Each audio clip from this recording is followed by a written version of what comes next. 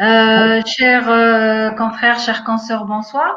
J'espère qu'en ces temps très durs, vous allez tous bien.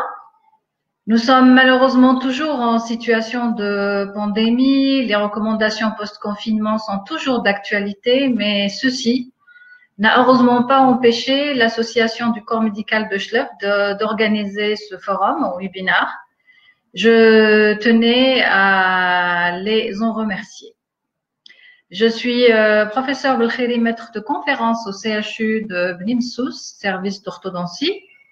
J'ai l'honneur et le grand plaisir de participer à ce forum et de pouvoir vous présenter ce travail sur les plaques à piste de Planas et le rôle dans l'interception de la dysharmonie dentomaxillaire par macrodontie relative. Il faut savoir qu'en denture mixte, il existe une grande variété de traitements pour corriger cette malocclusion.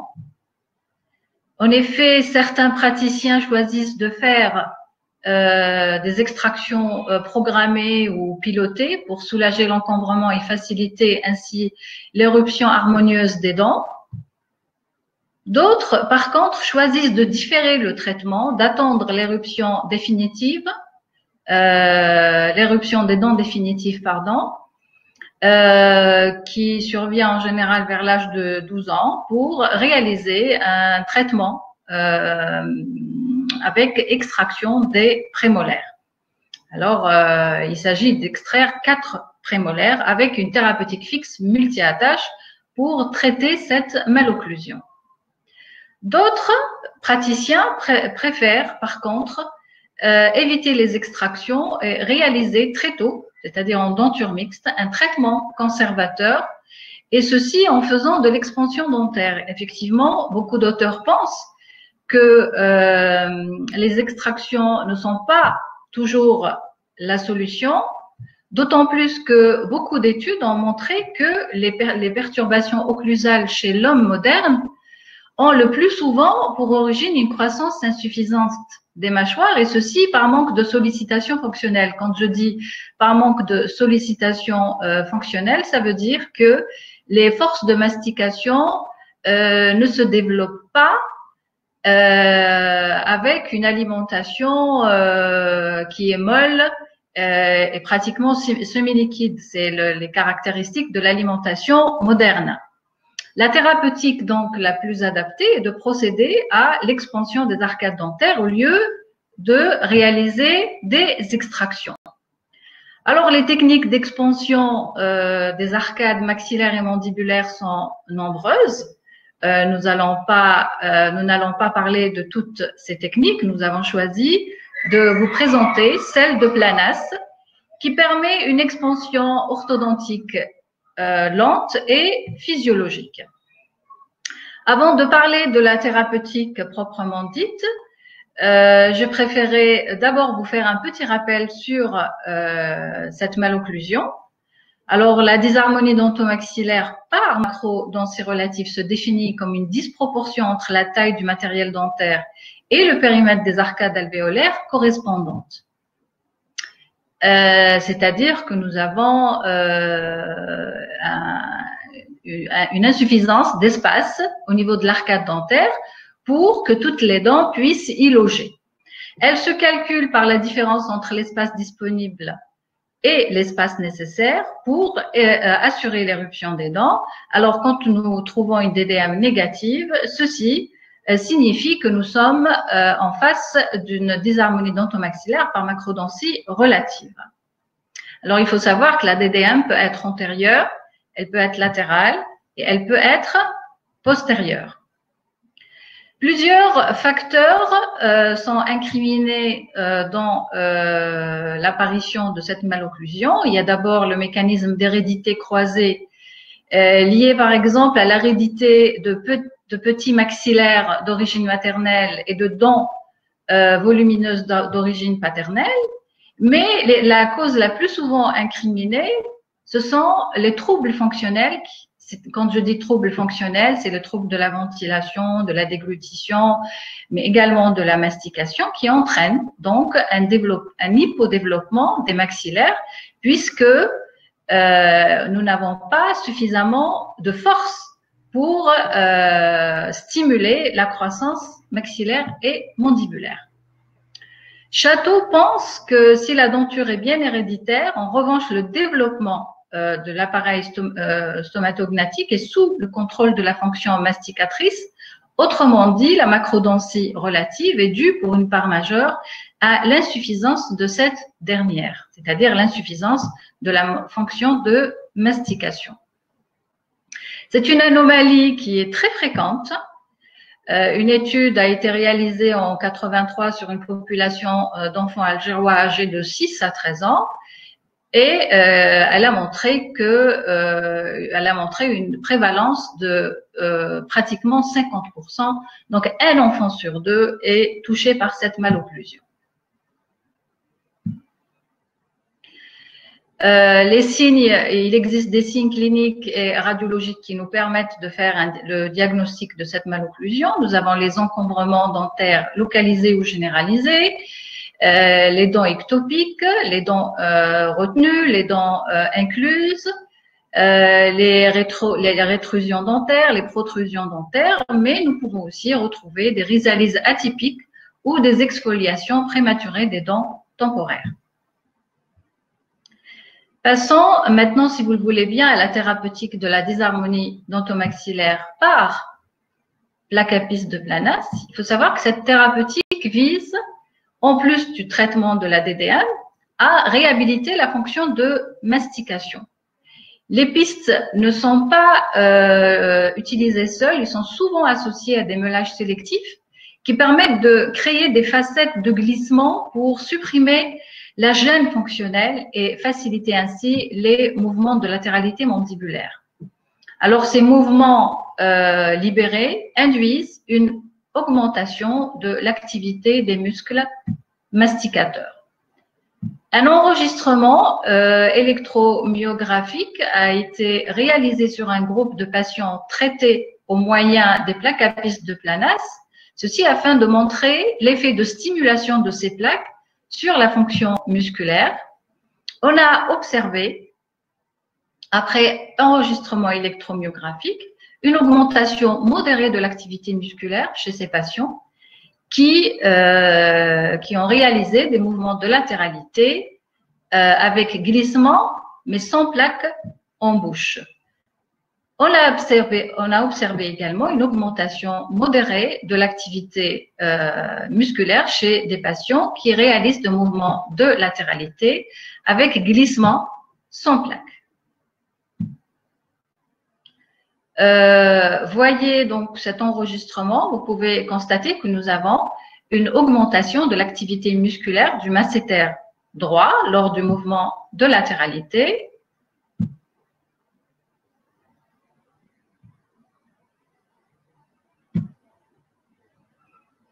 Cette activité électromyographique a été plus élevée chez le même patient lorsqu'il a mis en place ses plaques à piste. Donc, vous pouvez voir qu'il y a quand même une nette différence, comme vous le voyez ici, entre le premier enregistrement où le patient ne portait pas les plaques à piste et le deuxième enregistrement graphique où le patient, où les plaques sont en place. Nous avons fait la même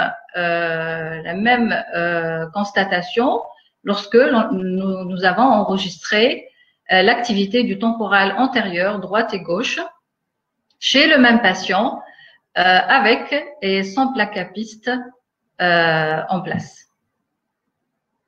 Donc, nous pouvons penser que les pistes de Planas permettent de libérer le patient de tout blocage, de contrainte lors de ces mouvements de latéralité, induisant ainsi une stimulation de la fonction musculaire. Une augmentation de la fonction musculaire entraîne des forces musculaires qui sont importantes, qui sont transmises au niveau des sites de croissance des maxillaires, qui répondent par une augmentation de croissance et donc un élargissement des arcades dentaires. Alors, il faut savoir que le mouvement de latéralité que nous étudions en clinique n'est pas fonctionnel en lui-même. Il imite, au fait, c'est l'examen qui imite le mieux la situation fonctionnelle de la mastication. Et c'est ce mouvement que l'on doit examiner afin d'étudier la fonction de mastication, si vous voulez, afin d'explorer cette fonction. Il existe un moyen très simple d'explorer la fonction de mastication. Il s'agit de l'ongle fonctionnel masticateur de Planas. Il s'agit de l'angle formé par la trajectoire du point interincisif inférieur lors du mouvement de latéralité droite ou gauche avec un plan horizontal. Lorsque nous avons une mastication équilibrée, une mastication physiologique et alternée, les AF1P sont égaux, ils sont symétriques, comme vous le voyez sur la photo. Par contre, lorsque nous avons des AF1P qui sont asymétriques, ceci signe que nous avons une mastication unilatérale dominante du côté de l'angle le plus faible. Elle est soit dominante, soit exclusive, hein, du côté de l'angle le plus faible.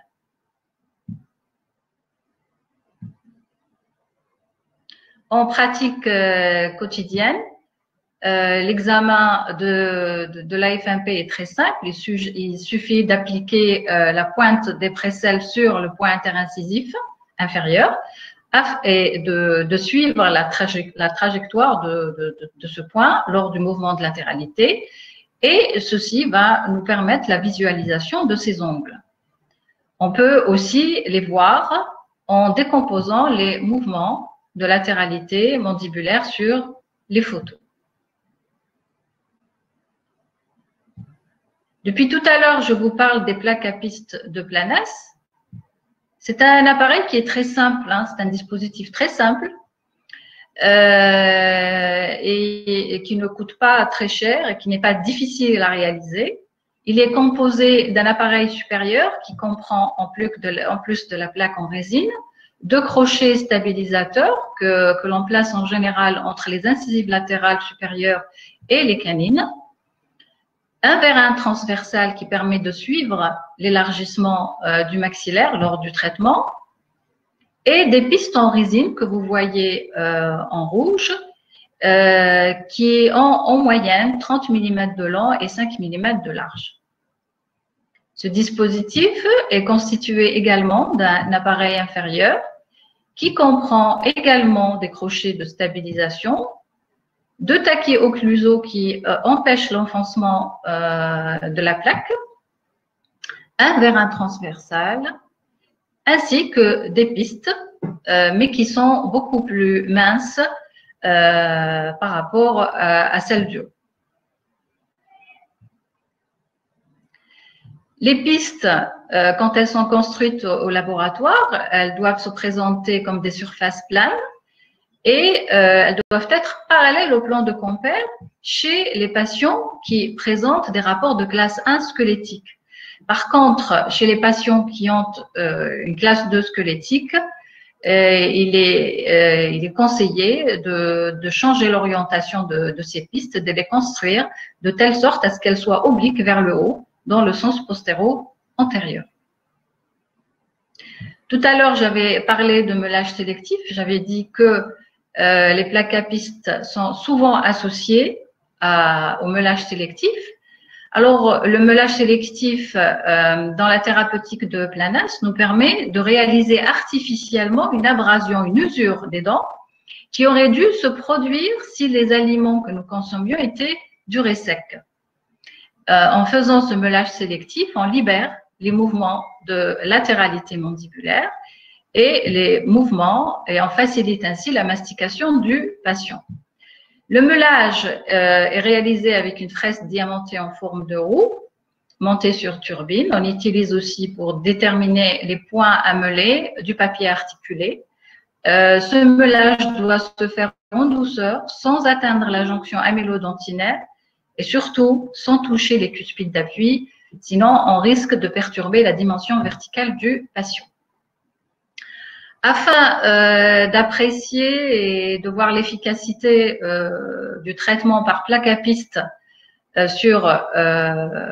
pour la correction de la dysharmonie dentomaxillaire, nous avons choisi de vous présenter quelques cas cliniques.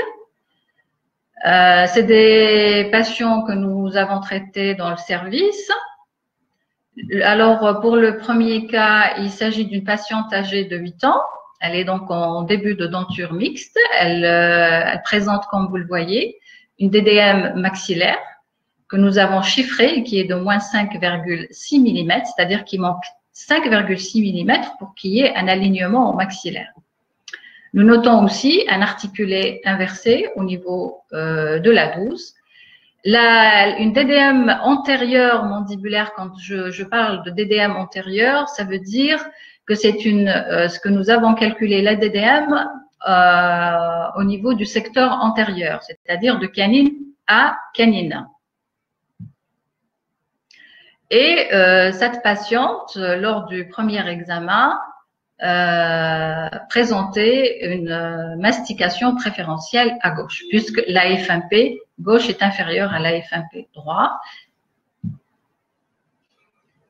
Vous pouvez voir les moulages, les modèles de la patiente. Et vous voyez très bien que la 12 est bloquée par la 13 en raison du manque d'espace. Après une année de traitement, nous avons pu régler le problème de chevauchement. Nous voyons un alignement dentaire, un repositionnement de la 12, ainsi que la correction de l'articulé inversé. Mais surtout, nous avons gagné de l'espace et ceci nous a donné même un gain d'espace suffisant pour l'éruption des dents restantes.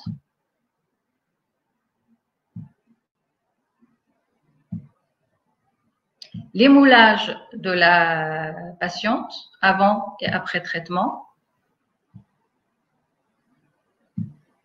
Les photos en occlusion et en latéralité avant et après traitement. Donc, vous voyez qu'il y a une nette amélioration.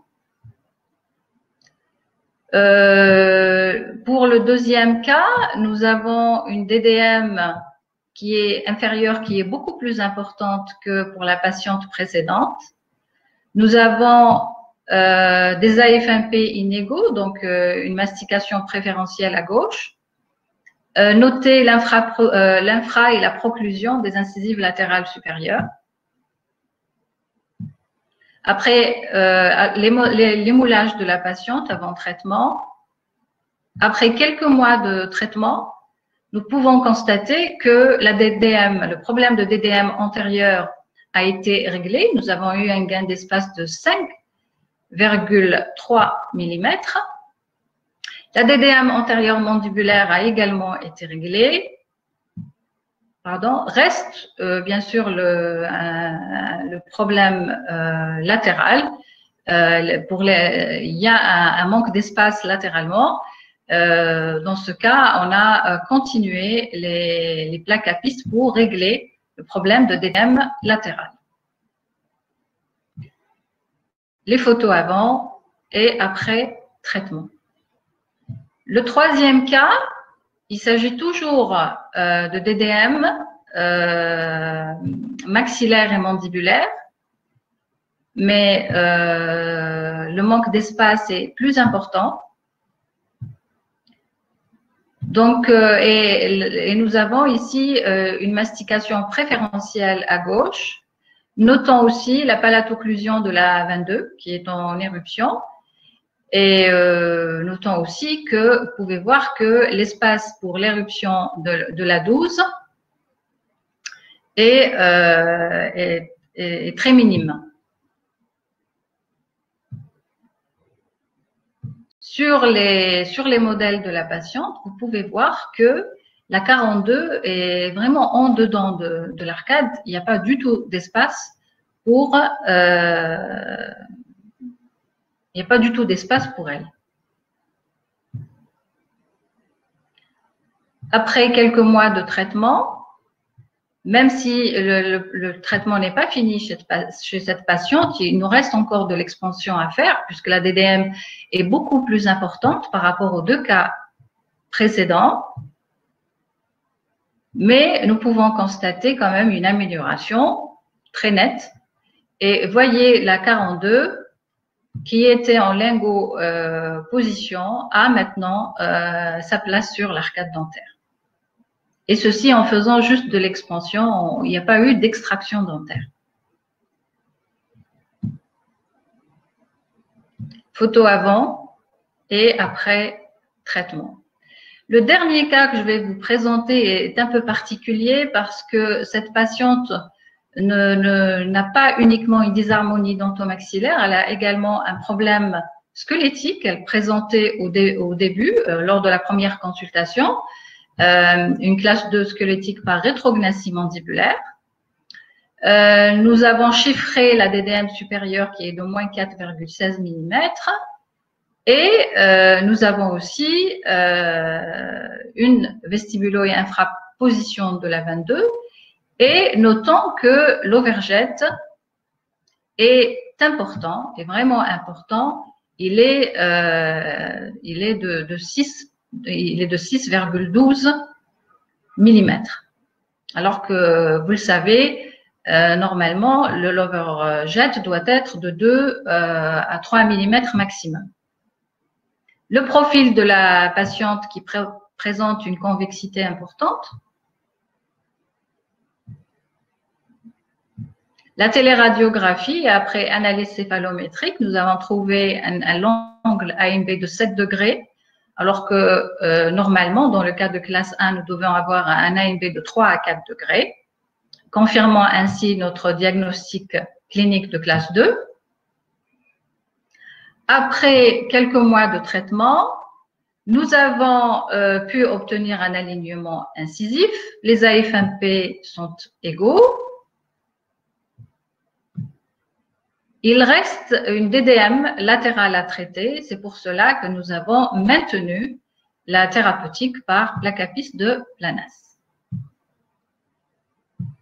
Téléradiographie avant. Et vous voyez qu'après le traitement, nous nous sommes retrouvés avec un AMB de 4 degrés. Donc, l'inclinaison des pistes a permis un avancement mandibulaire et a stimulé la croissance au niveau du condyle mandibulaire, ramenant ainsi la mandibule vers l'avant. Le profil de la patiente avant et après traitement, vous voyez que le profil est plus esthétique, il est droit maintenant, ce qui est la norme.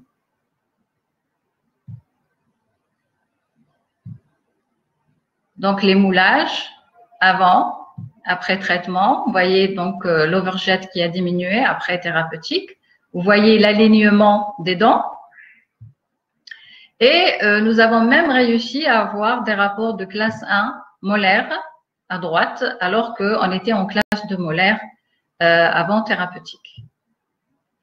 Donc, pour conclure, nous pouvons dire que les Placapis de Planas permettent de corriger la morphologie des arcades dentaires. Elles permettent de corriger la dysharmonie dentomaxillaire de façon conservatrice en redonnant aux patients une fonction de mastication physiologique, c'est-à-dire une mastication unilatérale et alternée. Cette mastication va apporter aux patients les stimuli nécessaires à la bonne santé et au bon développement du système stomatognatique. Ceci ne veut absolument pas dire que nous ne soutenons pas les extractions ou que nous avons quelque chose contre les extractions dentaires. Nous ne pouvons pas non plus dire que les extractions sont inutiles. En effet, certains cas ne peuvent être traités que par les extractions dentaires. Mais vu que nous avons des moyens conservateurs de traiter cette malocclusion, il n'est plus admissible de faire autant d'extractions, c'est-à-dire extraire 4 prémolaires, faire la germectomie de 4 dents de sagesse. Ces 8 dents ne sont pas seulement le quart de la denture, c'est aussi le tiers de la surface de broiement, alors que nous avons un moyen conservateur qui nous permet de traiter cette malocclusion. Je vous remercie pour votre attention et je remercie aussi pour toute l'équipe. Pardon.